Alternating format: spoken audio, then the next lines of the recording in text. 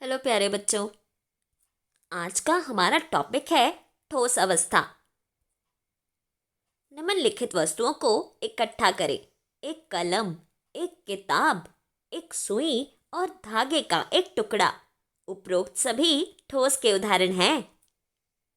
अब इन वस्तुओं के चारों ओर पेंसिल घुमाकर इनके आकार का रेखा चित्र बनाएं। हम देख सकते हैं कि इन सभी का एक निश्चित आकार, अलग अलग सीमाएं और निश्चित आयतन है। इससे हमें यह पता चलता है कि ठोस पदार्थों में निम्नलिखित गुण होते हैं: निश्चित आकार, कठोर, अलग अलग सीमाएं और निश्चित आयतन। बाहरी बल के अधीन होने पर ठोस को अपनी आकृति बनाए रखने की प्रवृत्ति होती है। इसलिए इन पर हथौड़ा मारने, खींचने या गिराने से इनकी आकृति बनी रहती है। ठोस बल के तहत टूट सकता है, लेकिन इनके आकार को बदलना मुश्किल है और इनमें नगण्य संपीड़न होता है, इसलिए वह कठोर हैं।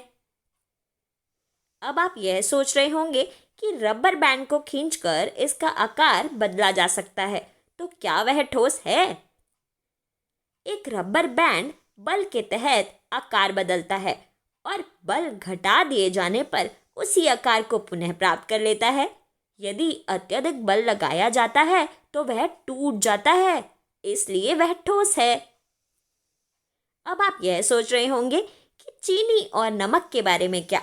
जब अलग अलग जार में रखा जाता है तो ये जार का आकार ले लेते हैं, तो क्या वह ठोस हैं?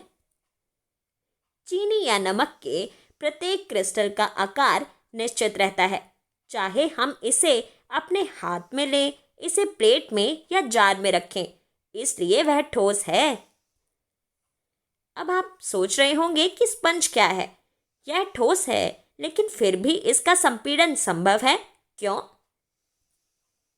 स्पंज में बहुत छोटे छिद्र होते हैं जिसमें वायु का समावेश होता है। जब हम इसे दबाते हैं तो हवा बाहर निकलती है, जिससे इसका संपीड़न संभव होता है, इसलिए यह भी ठोस है।